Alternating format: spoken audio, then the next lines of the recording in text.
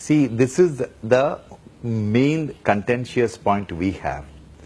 We have a serious shortage of undergraduation seats and a post-graduation seats. Let's look at, that is the reason why all the corruption happens, all the scandals in medical education, why it happens? Because there are very few seats.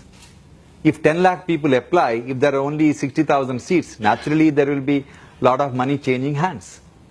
Now, first thing is how a medical college is built. It costs 400 crore rupees to build a medical college. If you go to Caribbean region, there are 35 medical colleges which are working in, which are training doctors for US, which is in a rented 50,000 square foot in a shopping mall, training fantastic doctors for US. Why are you spending 400 crore rupees and creating this edifice? It is ridiculous. All over the world, medical colleges do not have this rigid requirement. Medical colleges don't require 140 faculty members to train 100 students. 140 faculty members can run a medical college with 1,000 students. So, when the whole world has changed, we haven't changed. So, today what we have done, we have made medical education as an elitist affair. Poor children, when I was a young medical student, my classmates were all children from poor families. Today, children from poor families are not dreaming of becoming doctors. This will have a tremendous consequences.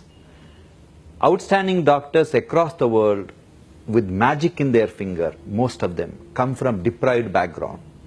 Because these are the kids with the fire in the belly to work for 24 hours to change the rules of the game.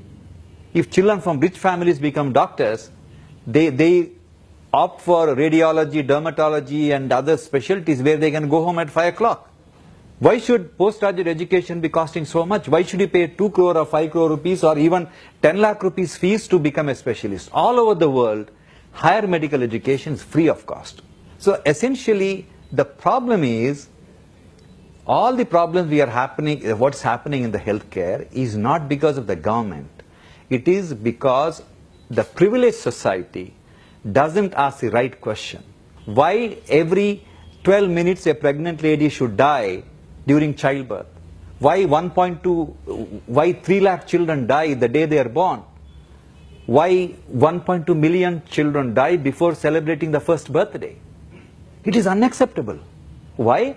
Because we are not asking the right questions. Statistically, if these pregnant ladies had a very good antenatal checkup, 14 to 15% of them need cesarean section. That means we need to do 5.6 million cesareans, 5.2 million cesarean sections per year. To do that, we need 2 lakh gynecologists. We have 50,000 gynecologists, less than 50,000. Half of them don't practice obstetrics because they don't want to be woken up at night. And all of them live in cities. And 60% of children are born in rural India. We need 2 lakh anesthetists. We have less than 50,000 anesthetists. We need 2 lakh pediatricians to take care of all the kids coming. We have less than 50,000 pediatricians. We need at least 1.5 lakh radiologists. We have less than 10,500 radiologists. Then how do you expect the maternal mortality to come down? It has nothing to do with money. This country doesn't require additional budgetary allocation. This country requires liberating medical, nursing and paramedical education. That's all.